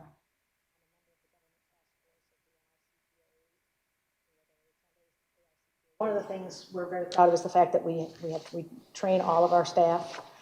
And as Ed mentioned, we keep the same staff. We don't have a rotation requirement. A lot of firms have that, but you would be seeing Ilk and I year after year after year. You may see a new staff member, but the key people on that, we keep on the engagement. So you've got consistency. So you don't have to train your auditors every year. We understand the municipality, we understand government, and we also understand your government because we come back year after year. So a couple things that we've been telling folks is that, number one, we're a very lean operation here.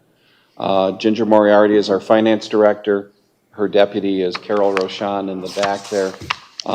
That's the leadership of our finance department. And so, again, we're a very, very lean operation. Ginger comes from Dearborn, where she was a deputy finance director, and as I like to joke that I think the city of Dearborn's fire department budget was 3 times bigger than our general fund budget. So she's dealt with a lot bigger numbers than what we bring to the table.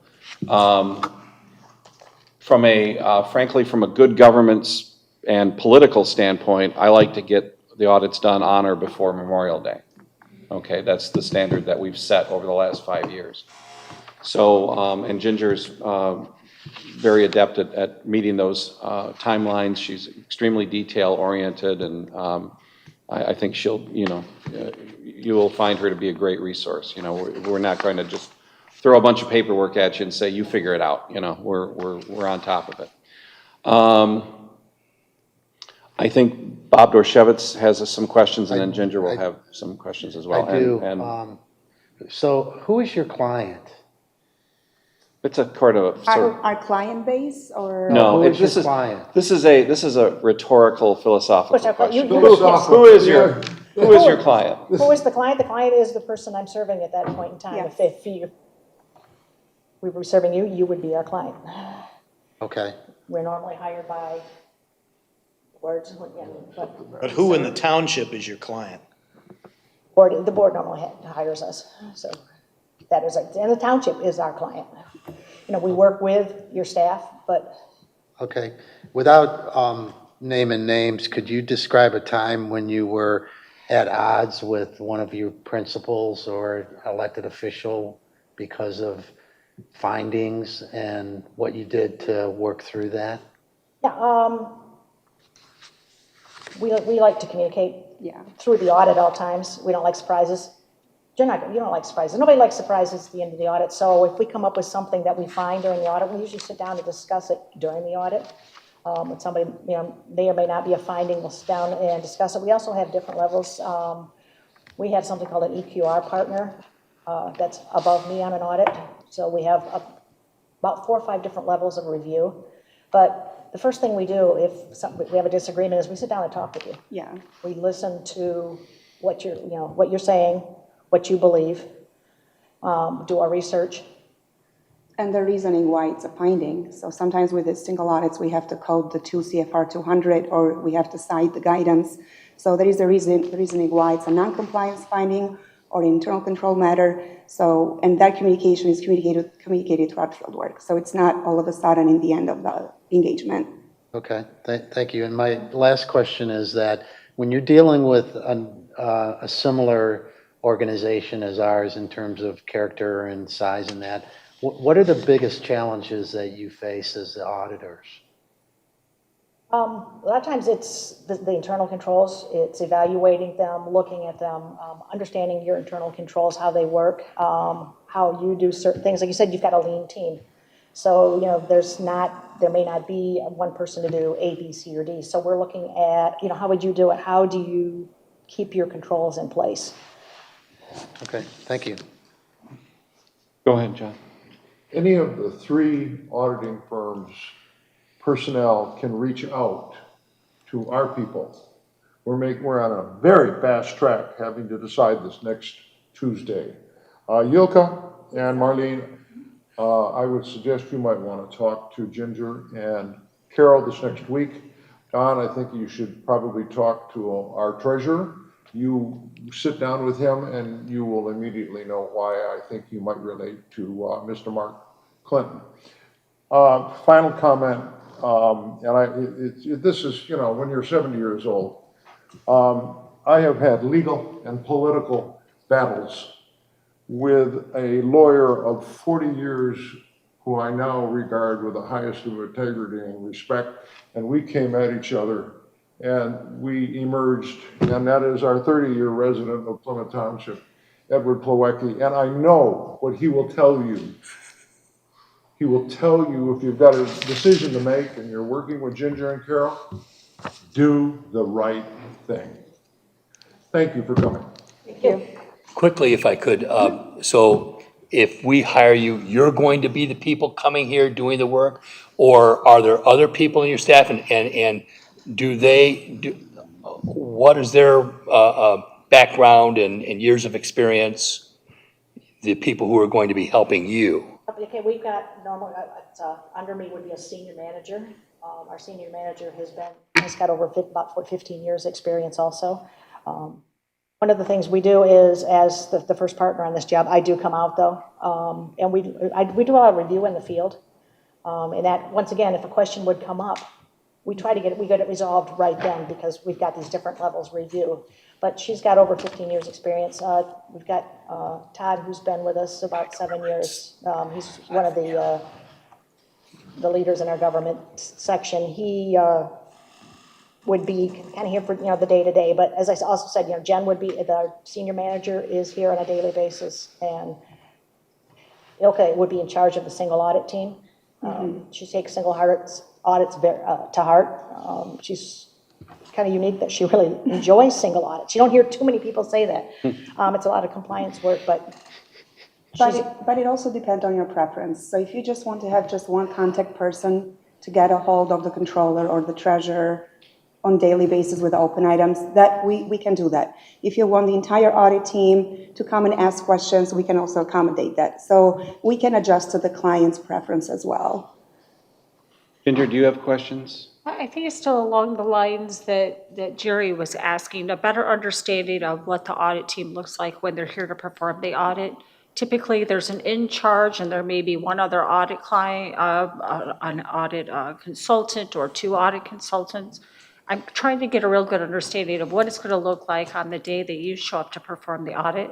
Who will be here? Absolutely. And what will that audit staff look like? What will their level of experience be? Will it be someone right out of college that we're training? Or will it be someone that has 1 to 5 years of experience? What paint a picture for us as to what we're going to be dealing with when we're going through the audit process?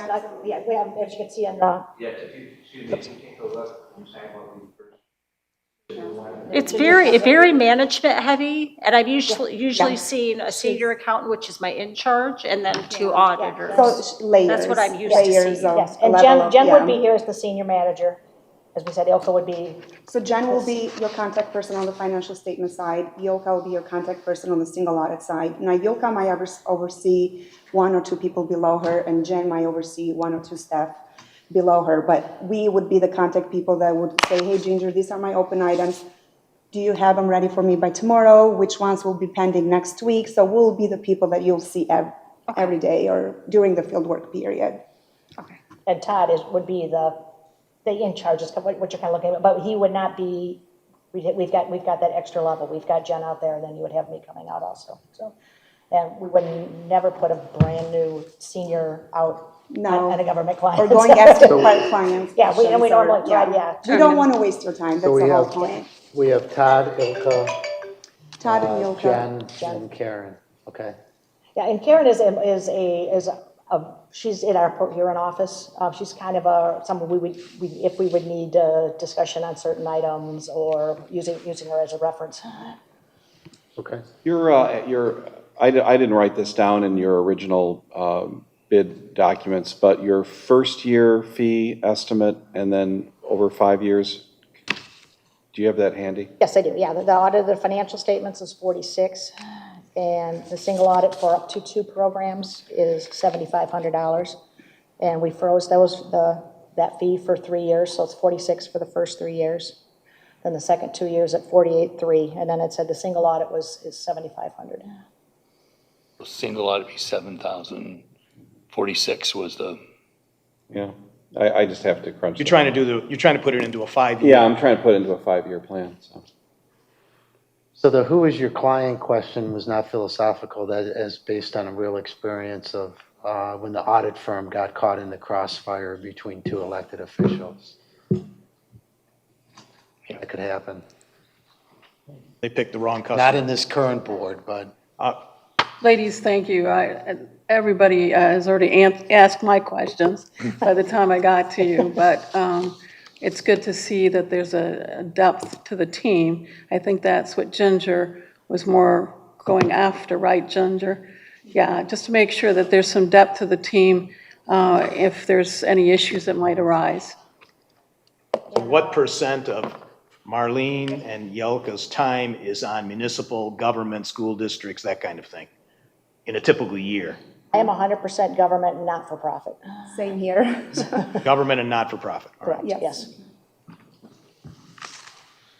I guess one of the other aspects I bring to the table is I also ran a municipal ambulance service for 8 years, so I sat on the other side, so I know exactly where you're coming from. I know what I felt like when a new auditor would show up, or we'd get trains over. So I sat on that side, seeing exactly how it feels, and know that you want somebody that knows the job.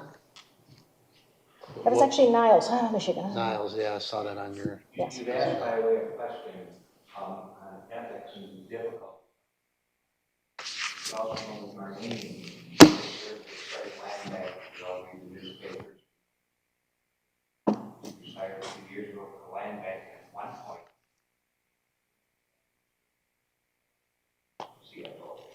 So we do deal with very daily basis, very complicated. Thank you. Okay, any other questions from the board? Okay, thank you very much. Thank you Thank you very much. So here's what happens next. We're going to have a special meeting next Tuesday.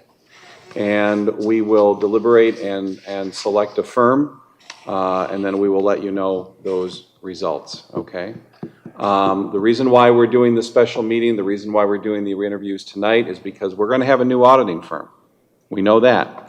So we want, whoever we hire, we need them to start immediately and working with Ginger and get things moving. We know that there's going to be, no matter what, it's going to be a learning curve. We're new and different. So that's why we're trying to expedite things here. Thank you very much. We appreciate your time. Thank you very much. Thank you. Thank you. When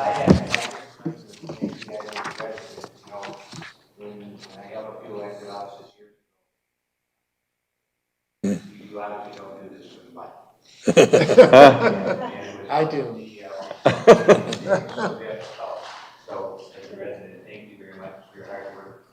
Keeping the township one of the best places to live, raise a family. Thank you. Very much. Thank you. Appreciate that. Okay. Carol, do you want to bring the next group in?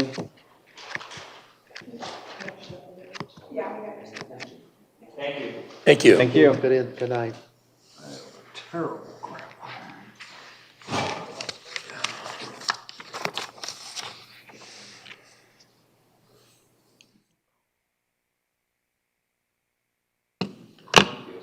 It just seems like there's something that just came through.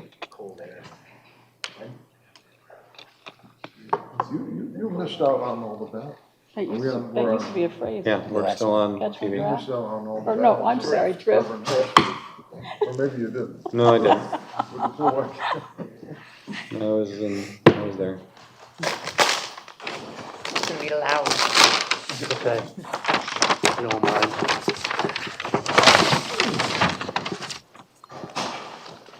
Take one and pass. Thank you. And do you have a thumb drive for us or anything? I think it's on. It's on. It's already Oh, yeah, loaded. you sent us, right, yeah. Yes, right there. It's on. All right, do you have something to advance the slides or? Yeah, that would be. Bob. the We have Bob. Just That tell would you be to click. Bob. Okay, all right. Just ask Bob. Would be the Bob. All right, well, are you ready for us to get started? Let me just get my timer going here. Okay, sounds good. Tell Okay. me when you want me to. All right, you can go to the next slide. Okay. All right, well, thank you very much for having us here this evening. It's a pleasure to be able to propose on the township's work. We want to just take a minute and kind of introduce ourselves and another member of our team. So I am Allie Barnes. I have worked in governmental accounting about 15 years. I specialize in working with local governments, working with single audits, audits that need to happen under governmental auditing standards. Previous to being a governmental auditor, I had a little bit of experience working in actual government. I worked for a county clerk for a few years, and then I also did a short stint working in the United States House of Representatives. So a couple very different views of the governmental process. I am a leader of our firm's technical audit team.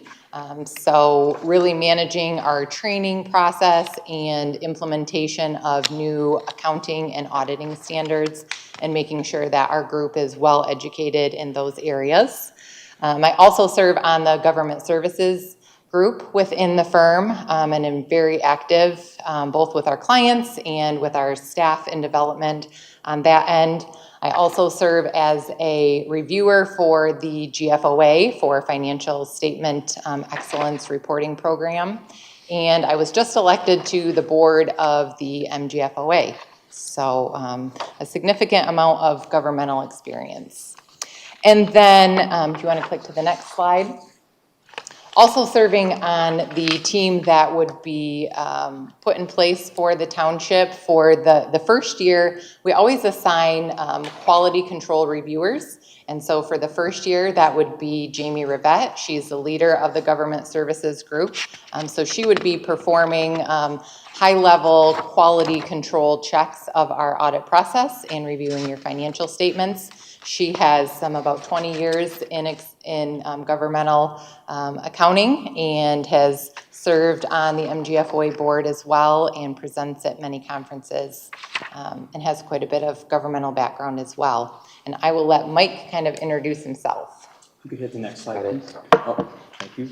My name's Mike Rolka. I'm a senior manager at Yo and Yo. I've been here just going on 10 years now.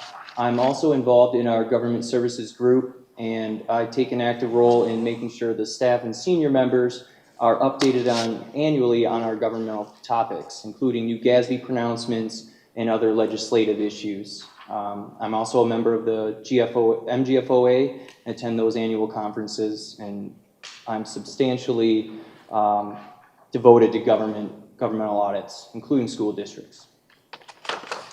That was a little bit about us personally. So we'll talk a little bit about our firm for those of you who may not know us as well. We have 9 offices throughout the state of Michigan. Your work would be done out of our Auburn Hills location. We have about 200 professionals, give or take, depending on the year. We also have a couple of other divisions. We have a computer consulting entity, which also does work sometimes with some of our governments when it comes to hardware, software type issues. And then we also have a wealth management and a medical billing entities, which would not relate as much to governmental accounting. We also have affiliations at the national level. So we are a top 200 accounting firm in the United States, and we are a member of an organization called Prime Global. So this is an industry organization made up of other accounting firms throughout the United States and other countries throughout the world as well. And we're active within this organization as a way to make sure we're always on the cutting edge of what is out there and new. Really gives us additional training and education materials for new standards that are coming out, and gives us an avenue to bounce ideas off of firms really throughout the country. So we see that as a huge benefit for clients, especially when you have very unique issues that maybe others are not encountering in your local communities. Sometimes it could even be within your state. Maybe you have something truly unique. We can go to this Prime Global group and kind of get some consensus and other information across the country of those who maybe have dealt with your type of situation. So we see that as an asset for both of us. And then lastly, we are affiliated with a company called ProNexus. So we use this company when there might be projects where you need assistance in a consultative nature, where we cannot do the work because it would make us not independent, and we have to make sure if we're issuing opinions, we maintain independence. But you might have needs that you need someone to come in and help if you have maybe turnover, or if you just have a special project. Some communities, I know you talked earlier about doing the chart of accounts conversion. Some communities have not had the resources in-house to be able to do all of that themselves. So those are types of projects that if you need help, we can get some additional assistance there. All right.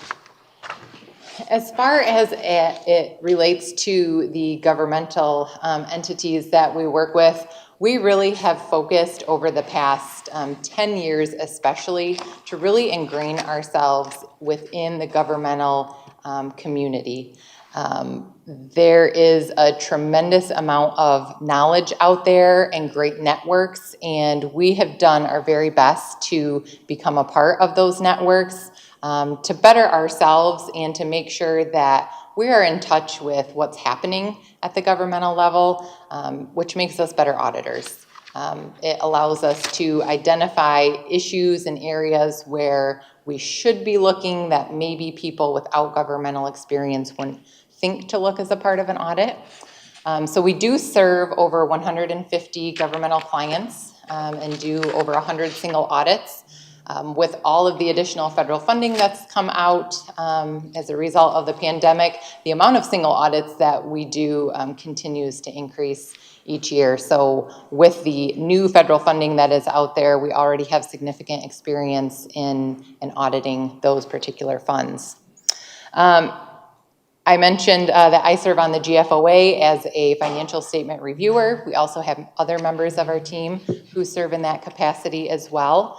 And all of us serve on different professional committees, whether it's MGFOA, some of our local government entities, and also we attend many of the conferences, whether it's MTA, MML, MGFOA, again, to make sure we're staying up to date and really make sure we have enough information to adequately do our jobs and really be able to go above and beyond for you. As a result of that, we do internal training programs for our staff. And then as there are significant new changes, we also do some training for our clients as well. So in times when we can do in-person trainings, we have done those and brought our group of clients together to talk through topics. Sometimes we do webinars. We also offer lots of content throughout the year in the form of e-newsletters. We have information on our blog. And then, of course, as issues come out that we know relate specifically to particular clients, we make sure to reach out individually as well and make sure that you're informed and know that we're here as a resource to help you work through any issues that you might have. So a few years ago, we decided that we really wanted to make sure the audit process we were using and that our clients were experiencing were very efficient. And so we had an external company come in and go through a lean process improvement plan. So as a result of this, our audits have become highly efficient. We have a very good scheduling program that we use to kind of map out how we're going to start communications and have timelines for our projects to come to completion. I know from the governmental perspective that's really important because you have many deadlines you're trying to meet, starting with making sure we can present at the particular board meeting you want, and then making sure everything can be filed with the state and federal agencies accordingly after that. So this lean process has really allowed us to make sure we are not wasting your time. As a finance director, I know you don't have time to waste, and we don't want to waste your time or your staff's, and so we've really tried to fine tune that process to make sure the requests we're making are adequate, that we're not asking for information we don't need, that we have good two-way communication, and that we can stay on track and make sure your job is completed in the time that you would like it to be. And with that, I'm going to kind of turn it over to Mike, and he's going to talk a little bit more about some of the specifics of our audit process. How are we doing on time? We're going to accelerate things a little bit, just because we're familiar with the audit process, and we've got some questions for you guys too. Okay. So Ginger Moriarty is our finance director, and I know she's going to have some questions for you guys tonight. Carol Roshan is our deputy finance director, and that's the department. So we are also a very lean operation. Ginger comes from Dearborn, and as I've told everybody tonight, the city of Dearborn's fire department budget is 3 times bigger than our general fund. So she has dealt with numbers a lot bigger than what we have here. She's very detail-oriented, and I'm sure she'll have some questions about who she will be working with at your firm. From a public policy and political standpoint, I like to have the audits done, and I always joke with Ginger about what does done mean, okay? And I know Ginger will say, well, it's not done until we have the final meeting with the auditors on June 8th or whatever. Well, I'm a politician, so I say, well, it's done when everything's done, and the presentation is just sort of the show, the after show, you know. So we have historically gotten the audits done but on or before Memorial Day. So we certainly want to stick with that schedule. That's one of the reasons why we're expediting this interview process, because whoever we're going to have a new auditing firm, we know that, so we want that firm to start as soon as possible. So that's sort of my broad statement on that. Bob Dorshevitz will have some questions as well. But Ginger, do you have anything specific right now? I guess as it relates to the audit team, I just kind of want a little bit of a picture of what it looks like when you arrive to perform the audit, what that looks like, who's the in charge, how many members will be on the team, what their level of experience will be, what the duration of that time is. Will you be here for a week, 2 weeks? Am I going to be dealing with you for 3 weeks? Okay, very good question.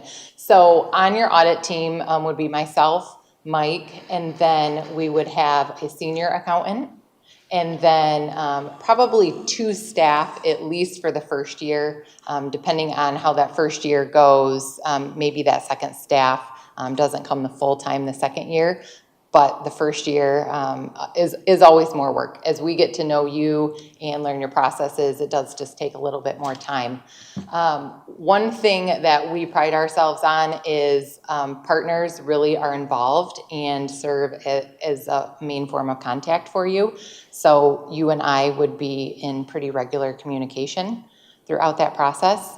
For the first year, I would think we're going to need 2 full weeks on site. 3 weeks is probably pushing it unless we have things that need to get wrapped up that weren't ready, which I don't imagine will be the case.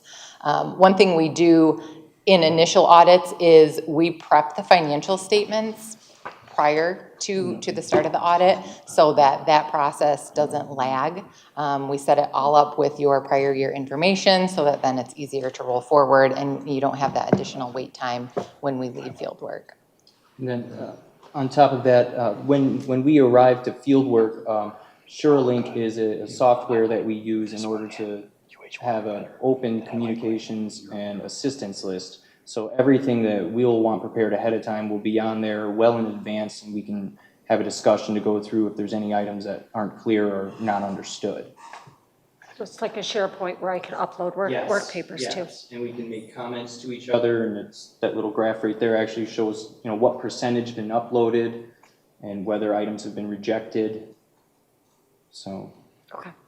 It's understood, though, that you would be on site, right? I mean, we don't want to do this all virtually.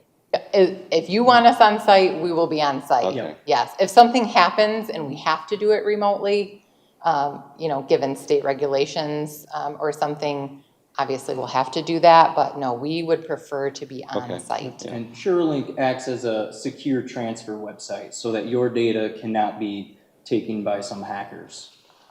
So I have 3 questions, 2 Two of them are kind of political, but the first is, who is your client? Who do you represent? We work for the board. The board is who hires us. We have to work on a day-to-day basis with your finance team, but ultimately, the board is who hires us and who we're required to report to. Okay, thank you. So without, naming a specific, I guess, can you talk about a time when you were at odds with either your principal or an elected official, and because your results were not something that they wanted to see or hear, and how you worked through that? Yes, I can address that. I've had several cases throughout the years where perhaps we issue something called a material weakness, which is not a finding any elected official wants to hear at their organization. And the best way I find to work through that is to have very open and honest communication before it even becomes public knowledge. So when there are problems and there are going to be findings, in this case, we would probably start with the supervisor and kind of come up with a game plan of who else needs to be involved in discussing this particular issue.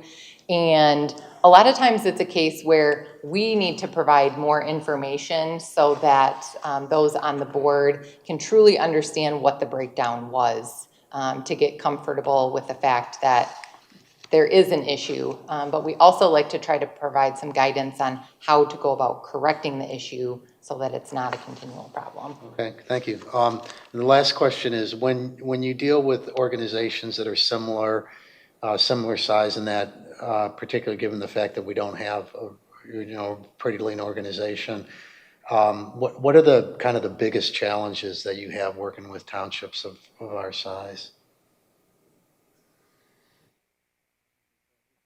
We want to make sure there's a proper set of internal controls in place, or at least mitigating controls, to ensure that everything's being double checked, such that what areas do we identify that there could be more susceptible to fraud than others. And then we do various tests on those. And a lot of times what we see is there's a higher level of board review at those types of organizations. And so that's okay, thank you. What kind of experience would you have in determining water rates and OPEB issues, pension issues, things like that? Just kind of give me a... So I've done a water rate study for another township in the past. I've also done several alternative measurement calculations, is what it's called, for the OPEB plans, where I determined the liability similar to what an actuary would do, but using a lesser...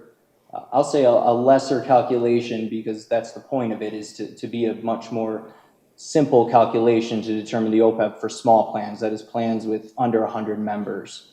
And as far as pension and OPEB, I would say 90+% of our governments have net pension or OPEB liabilities, or in some case assets. So we're very familiar with the actuarial valuations and determining whether those assumptions are appropriate. Did you represent, or do you represent the Metro Parks right now? You're on Clinton Metro Parks? We do not right now. Did you, within the last 5 years? I believe so. Yeah, I think, I was on the board, so I remember... It wasn't me personally, but Yeah, I was gonna say it wasn't. I remember seeing the audits with your names on it, so. Okay. Any other questions from the board? I have one. What percent of each of your time in a typical year is spent on municipal or school district, governmental? Yep, I'm just over 50% of my time. Some of my time is administrative, so I would say of my client service time, it's probably a little higher, probably closer to 65, 75%. Of my client service time, I would say it's 90 to 95%.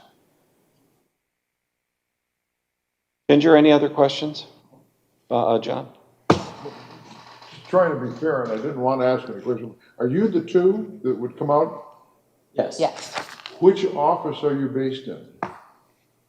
I'm in Auburn Hills. Yep, and I primarily work out of our Alma office, but I also have a group of clients out of Auburn Hills that I service as well. Thank you. Well, that was my timer. Any other questions from anyone? Any other closing statements or anything you might have? Well, we're just very excited for the opportunity, and of course, we hope you choose us. Okay, so here's what we're going to do. We're going to have a special meeting next Tuesday because it's all about getting whoever we hire on board as soon as possible. We know we're going to have a new auditing firm. So what we will do next week is we'll deliberate and select a firm, and then Jerry Vorba, the clerk, will notify everybody regarding the results. So thanks for your time. I know it's been a long day, but we appreciate it. We do appreciate it. Thank you very much. Thank you very much. Okay. Thanks for sitting through the first part of the meeting. Oh, no problem. Oh, yeah. It's always entertaining, so. Hey, it was all budget related, so you got a head start, you know? All right, any public comment? Carol, you're the closer again, I think the second week in a row. No, we have board comment, starting with Bob Dorshevitz. No, I'm good. Okay, John Stewart. Good. Okay, Jerry? Just to note that, for the past 5 years, since we kind of took over this board, Ken Garner has been doing our audio visuals and stuff, and he is kind of stepping down from that and retiring, doing some other things. And just wanted to give a big thanks to Ken because he's done a wonderful job, and we really appreciate Ken's attentiveness to doing this job and being there every single time. Never missed a day in those 5 years, so we do appreciate that. Okay. Audrey, Chuck Hermy. Okay. We are going to meet again next Tuesday, special meeting, 7 o'clock. We're going to approve the audit firm, and then it'll be subject to final review and approval by the township attorney. We've asked for the contracts or the letters of engagement from all three of these firms, again, so that we can expedite things. So, and they're aware that just because we're asking for their engagement letter doesn't mean that we're going to engage them necessarily. We're going to establish the IDD, Industrial Development District, for the Ridge 5 parcel. We may be acknowledging or agreeing to this courthouse grill development loan from the state of Michigan. We talked about that last week. That is a no-cost item to us, and it benefits us because it's a loan from the state to allow the developer to pay off their brownfield faster, which means more money in our pocket faster. We'll be extending the tow truck contract with Mayflower, and then we have a closed session on pending litigation. And then we will not meet again until December 14th. So I've sent you some information today on MITC, and that's all good news. We'll keep you posted on that. And hearing no objections, I'll entertain a motion to adjourn. Motion to adjourn. Motion by trustee Stewart. Is there a second? Second. Second by trustee Monahan. All those in favor of adjournment signify by saying aye. Aye. We are adjourned. Thank you.